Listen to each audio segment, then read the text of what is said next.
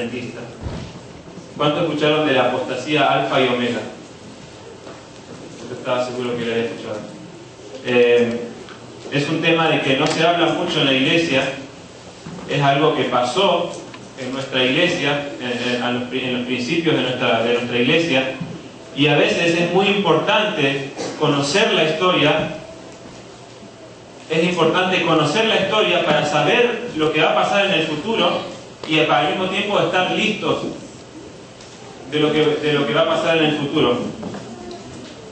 La apostasía alfa y omega empieza con un personaje. Hay un personaje que sobresale en esta historia. El mensaje de hoy va a tener tres partes. Primero vamos a ver lo que fue la apostasía alfa y omega, qué es lo que se sabe, qué es lo que se ha escrito. La segunda parte es que cómo va a pasar eso, y la tercera parte es qué podemos hacer nosotros. O sea, va a tener un punto muy importante para cada uno de nosotros. Así que vamos a empezar. La apostasía alfa y omega empezó con la alfa, obviamente, y esto, lo que yo voy a decir hoy, casi yo no voy a decir nada de parte mía. Todo va a ser citas y bíblicas y del espíritu de profecía, para que no sea yo el que hable, sino lo que ya está escrito. El principal personaje es este hombre. Los que son adventistas quizás saben quién es, y no es el viejito de Kentucky Fried Chicken. Él es John Harvey Kellogg. Kellogg, yo creo que todo el mundo, bueno, quizás no todo el mundo, pero en Estados Unidos por lo menos todos saben quién es Kellogg, porque la mayoría de las personas comen su cereal todas las mañanas. John Harvey Kellogg fue el que inventó los cereales Kellogg, y no solo los cereales, sino que él inventó muchísimos, hizo muchos inventos, muchos. Si ustedes se ponen a investigar la historia de él inventó, por ejemplo, él era un médico muy bueno, y ahora vamos a ver qué tan bueno era. Y empezó a hacer inventos para la medicina, para la salud. Inventó, cuando ustedes van a los gimnasios y empiezan a correr en lo que se dice treadmills y las bicicletas, todo eso lo inventó él. Tiene cientos y cientos de patentes a nombre de él. Fue una persona muy inteligente. Esta persona, cuando era joven, John Harvey Kellogg, venía de una familia muy numerosa, y él fue adoptado, entre comillas, por la familia White, por Elena G. de White y James y sus hijos, y él vivía con ellos. Era casi un hijo adoptado de ellos, desde chiquitito. Y esta familia inclusive le pagó a él los estudios para que él pudiera estudiar. Y él estuvo en el movimiento adventista, ¿no? Y él estuvo a cargo del sanatorio adventista. Él llegó a ser el jefe del sanatorio y era jefe de la escuela de medicina. Era un tipo tan importante y se hizo tanta fama, y el hospital se hizo tanta fama, que al hospital adventista venía gente de todo el país. Vinieron presidentes. Estuvo inclusive, para esa época vivía Abraham Lincoln. La esposa de Abraham Lincoln fue al hospital adventista, y fueron muchos presidentes. También fue Ford, el de la compañía Ford, y JCPenney, y no me acuerdo ahora qué otros, pero era bien conocido. Venían de muchos lugares para atenderse ahí, porque había hecho un nombre nacional. Era uno de los mejores hospitales de todo el país. Entonces, este hombre, al tener tanto conocimiento y ser tan inteligente, una mente tan brillante, lamentablemente él empezó a tener el complejo que tuvo el mismo enemigo de Dios en el cielo, ¿no? Empezó a sentirse que él, ¿no? El orgullo. Y lamentablemente él empezó a sentirse ese complejo de orgullo y de querer tener fama, etc. Esta es una foto del hospital, ¿no? Del hospital adventista. En realidad se llamaba sanatorio adventista. Eso estaba en Battle Creek, Michigan. Ahí podemos ver una parte de la parte de adentro, lo que era el hall y todo eso. Era un lugar tremendo, era grandísimo el edificio, totalmente una cosa que era conocida nacionalmente. Pero como les dije, él empezó a sentirse así, ¿no? Y empezó lamentablemente, empezó a tener conexiones con otras personas también de mucho estudio como él, pero que tenían otras creencias. Y la hermana White empezó a decir a él que Dios le había dicho a ella que no era muy bueno que se haga un sanatorio tan grande, que la obra misionera tenía que expandirse, tenía que irse a hacerse sanatorios chiquititos en diferentes partes del país para que podamos llevar el mensaje de salud a las diferentes personas, pero él no quería, él quería que su sanatorio crezca y que se haga fama y todo eso, y empezó a no hacerle mucho caso a las amonestaciones del espíritu de profecía, y como les dije, empezó a tener algunas ideas medias raras, como lo que es el panteísmo. Empezó a tener ideas de que ahora vamos a ver realmente lo que fue eso.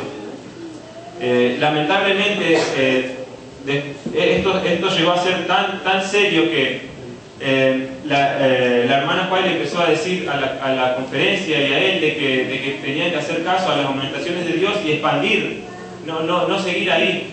Pero en el 902 el sanatorio se prende fuego totalmente, se quema todo, se pierde todo el sanatorio.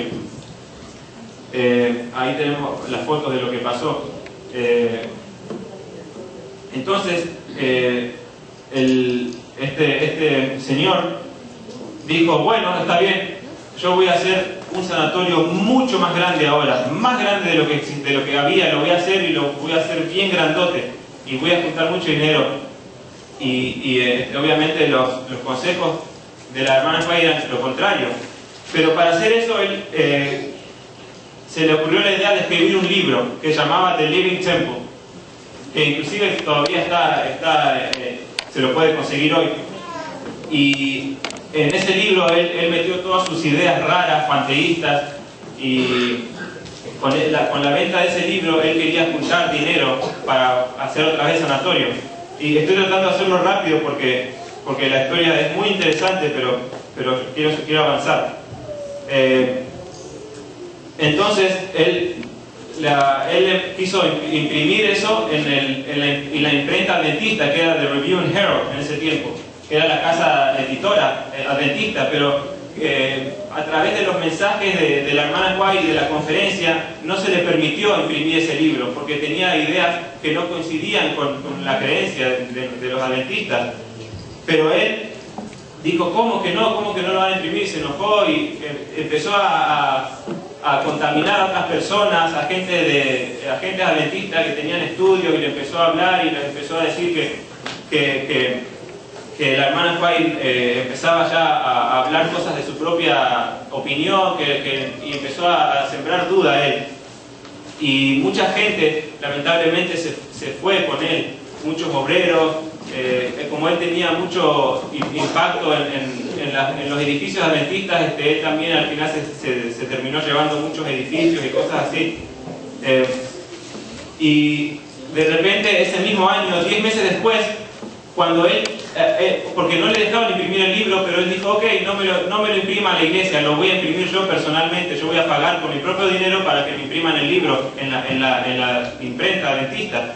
Y como la imprenta adventista le imprimía libros a cualquiera, privado, ¿no?, con tal de que se los pagaran, entonces él dijo, ok, lo voy a imprimir con mi propio dinero.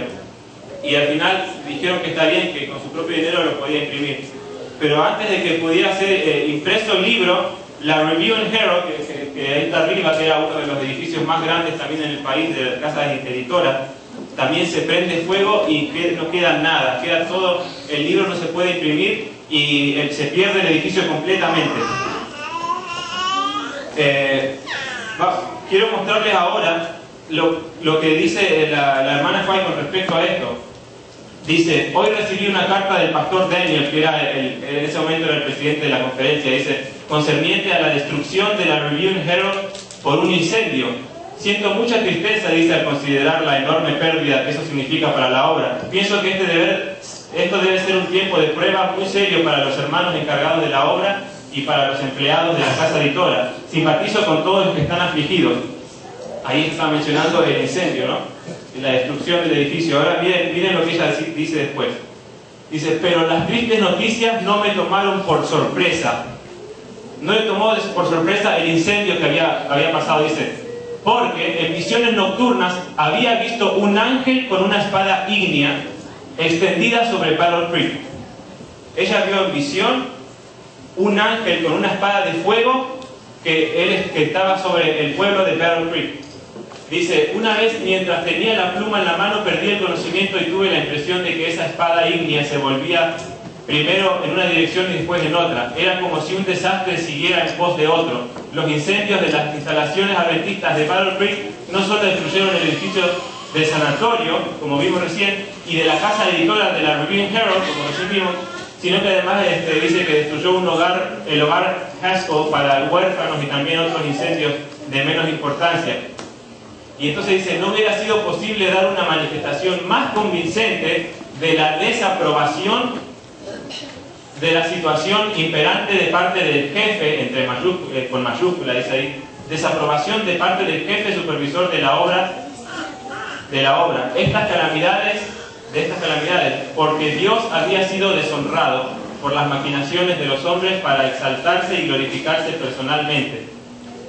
Claramente acá, y hay muchas citas más, pero quiero traer una sola de cada punto que quiero tocar. Pero si ustedes estudian este libro, y también está en Mensajes Selectos, tomo 1, ella vio claramente, y ella había sido instruida anteriormente, de que si no hacían caso a las amonestaciones que Dios le daba, ella vio el ángel con la espada de fuego sobre la ciudad de Battle Creek, y después dice que esto vino porque Dios había sido deshonrado. O sea que Dios tuvo que dar un mensaje de amonestación al pueblo, y lamentablemente fue un mensaje bastante fuerte.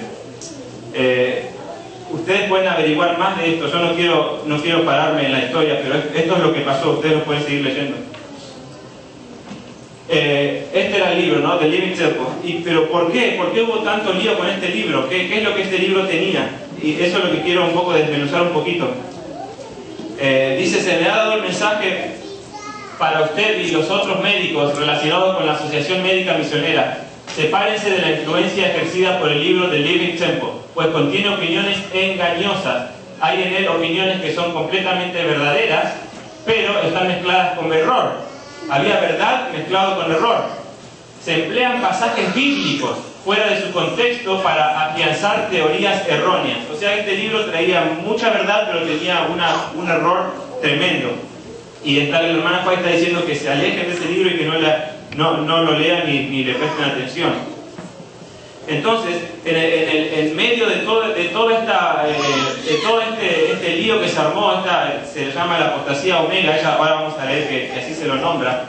Ella, entre medio de todo esto, una noche tiene una visión. Tiene una visión que es más o menos como lo que está acá. La visión dice: una noche fue presentada claramente una escena delante de mí. Navegaba un barco en medio de una densa niebla. De pronto, el vigía exclamó: iceberg a la vista. Allí, como una elevada torre por encima del barco, estaba un gigantesco iceberg. Una voz autorizada exclamó: hazle frente. No hubo momento de vacilación, se demandaba acción instantánea. El maquinista dio marcha a todo vapor y en el timonel, dirigiendo el barco directamente contra el iceberg. Con un crujido golpeó el témpano, hubo una terrible sacudida y el iceberg se rompió en muchos pedazos que cayeron sobre la cubierta con un estruendo semejante al trueno. Los pasajeros fueron violentamente sacudidos por la fuerza de la colisión, pero no se perdieron vidas. El navío se dañó, dice, pero no sin remedio.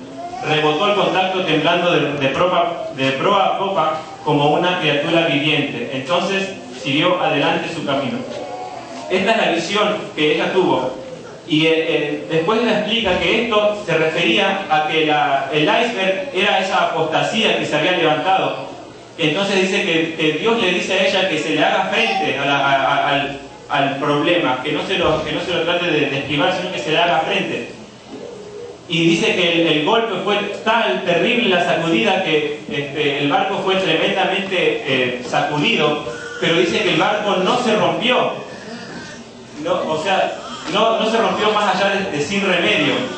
Todo eso era para que tengan una idea de lo que estaba pasando en ese momento. Hubo un problema muy grande en ese tiempo, entre los 1880 hasta como el 1910, por ahí, que hubo un problema muy grande con todo esto, que se lo llama así.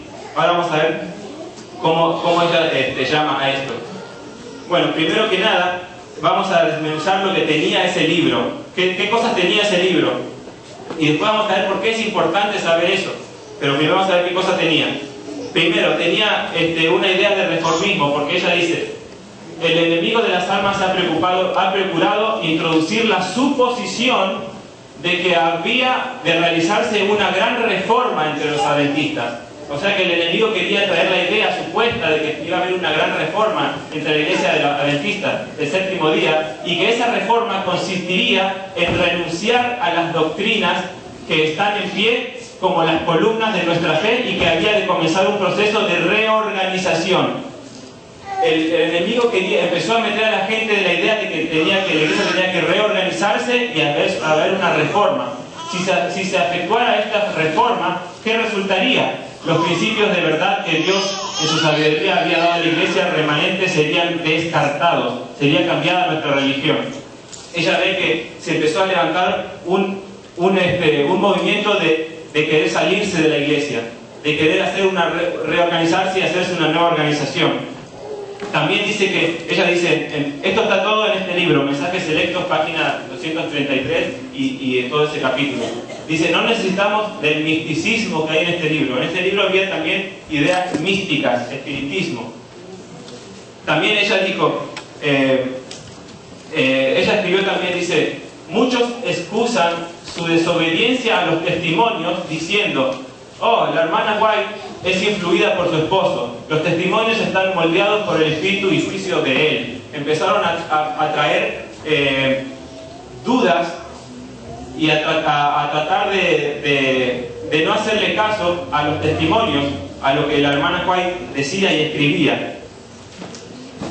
También dice que he sido instruida por el mensaje celestial de que parte del razonamiento desde el Living Temple, el templo viviente, es mal sano, y que ese razonamiento descargaría la mente de aquellos que no están plenamente establecidos sobre los principios fundamentales de la verdad presente.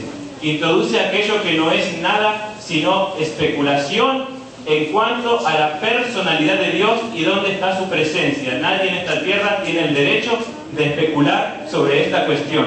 Se estaba empezando a cuestionar la misma personalidad de Dios, la misma deidad se estaba empezando a cuestionar. Entonces la deidad, la personalidad de Dios también estaba empezando a entrar en problema. Otra cosa, dice, se introducirá un sistema de filosofía intelectual. Los fundadores de este sistema irán a las ciudades y harían una obra maravillosa. Por supuesto, se tendría en poco cuenta al sábado y también al Dios que lo creó. También se empezó a ver un movimiento que era como una filosofía intelectual. Y fíjense que Charles Darwin escribió el libro Los Orígenes, que es de la evolución, en 1844 fue impreso el libro, y de ahí en adelante empezó esa idea de la evolución, justo en el mismo tiempo que todo esto estaba pasando. Entonces eso dice que se iba a meter una filosofía intelectual que iba a tratar de atacar el sábado y también al Dios creador. Así que ahí le puse, ¿no?, que empezó todo lo que es eso, la duda en lo que es el Dios creador, Dios como creador. Otra cosa más que pasó también en ese tiempo, ella escribió, dice, el Espíritu Santo no tiene nada que ver con ese desorden perturbador y esa varaunda, dice, que se me fueron mostrados en enero pasado. O sea que hace unos meses atrás se le había demostrado de que había pasado algo así.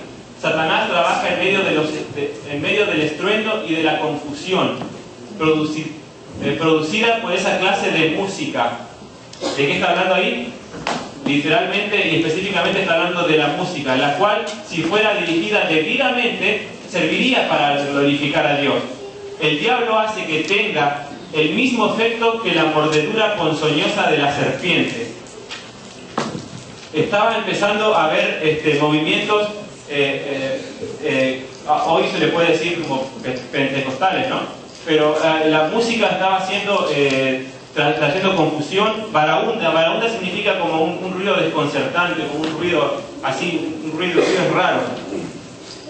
Entonces, hay más puntos, pero yo quisiera traer hoy a la iglesia estos puntos. ¿Por qué? ¿Por qué quiero traer estos puntos? Ahora van a ver por qué, esto que traté de hacer bien rápido, por qué les traje todo este fondo histórico. Van a ver por qué ahora. Miren lo que ella dice. No os engañéis, muchos se apartarán de la fe prestando atención a espíritus engañadores y a doctrinas de demonios.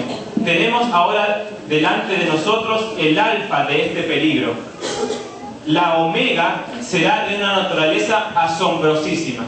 O sea que ella vio que lo que estaba pasando era el alfa del peligro, pero ella dice que se le mostró de que iba a venir algo mucho peor después.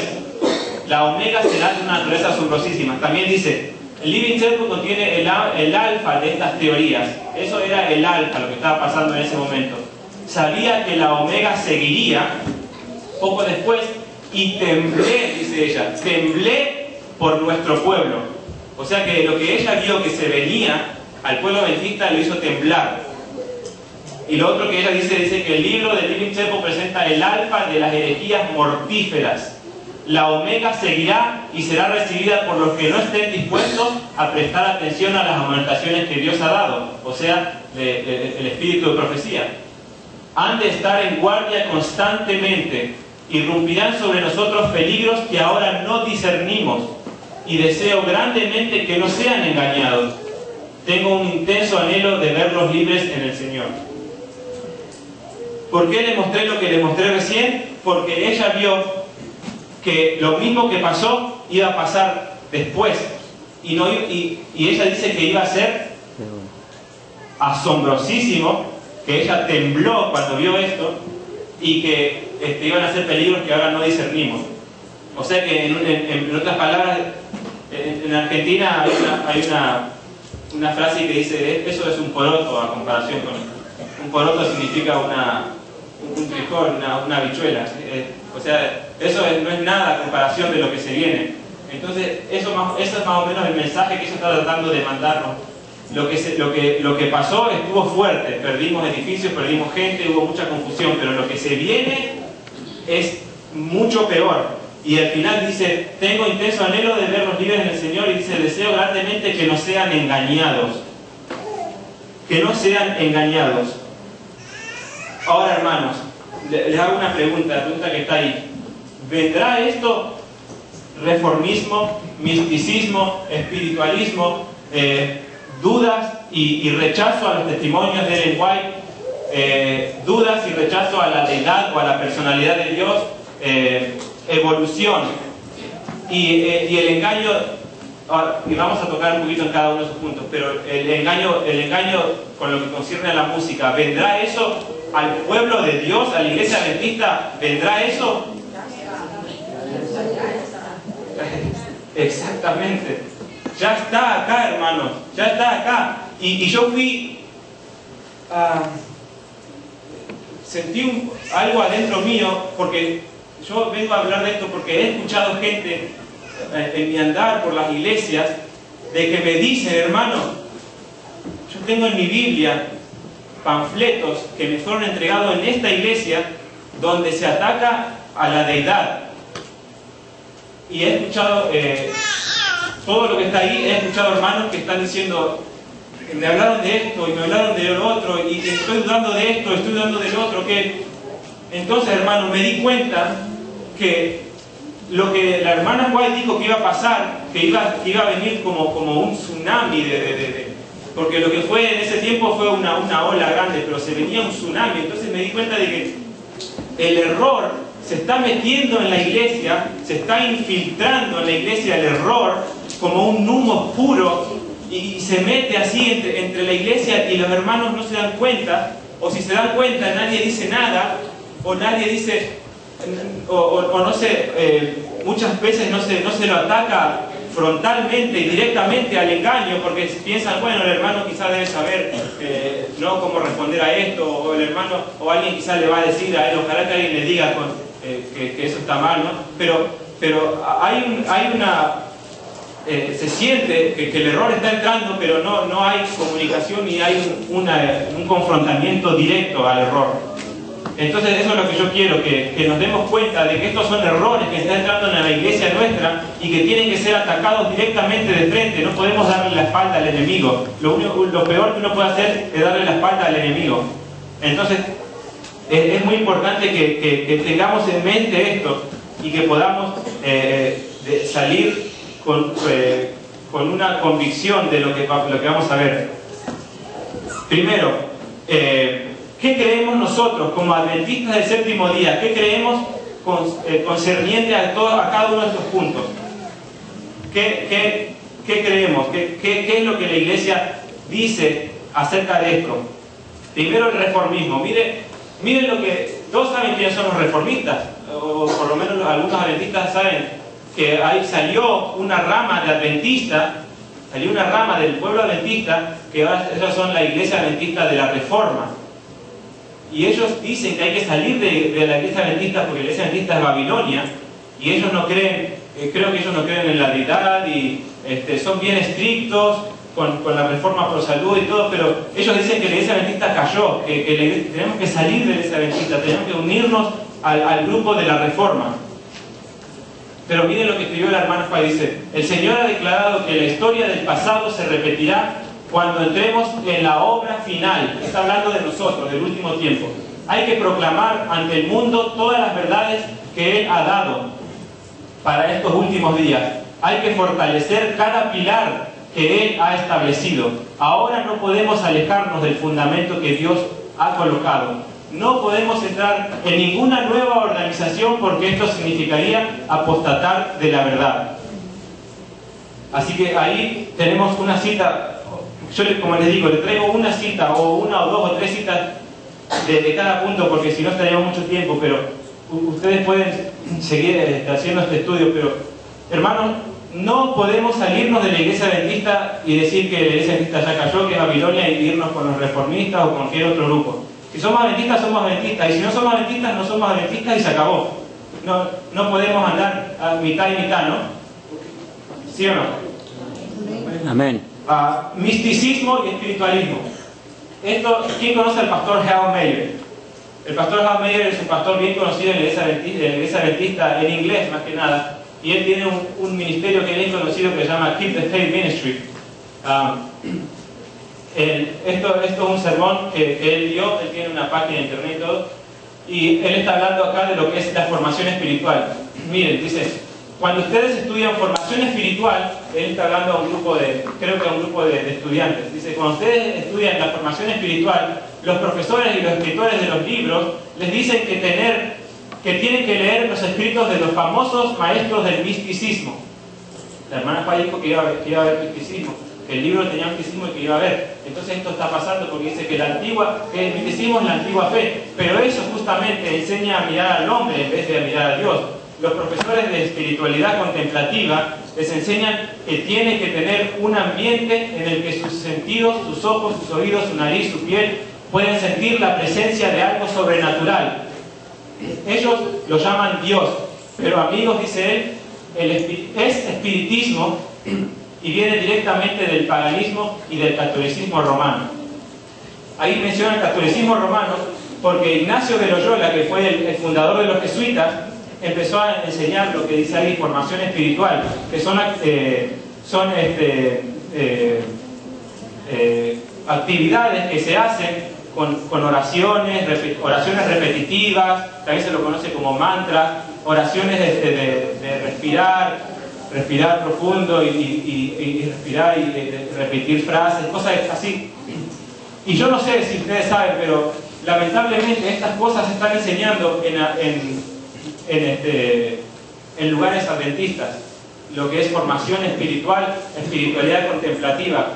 Y hay, a veces tenemos miedo de decir y de reconocer de que la iglesia está haciendo cosas malas, porque no queremos decir que la iglesia está en apostasía y no queremos, porque suena muy fuerte, ¿no? Decir que la iglesia está en apostasía y no queremos reconocer ciertas cosas, pero no tengamos miedo, porque la hermana White profetizó que eso iba a pasar.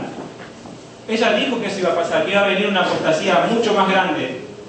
Pero que la visión del barco, que le dijo, que el barco no se dañó más allá de reparación y que el barco siguió su viaje.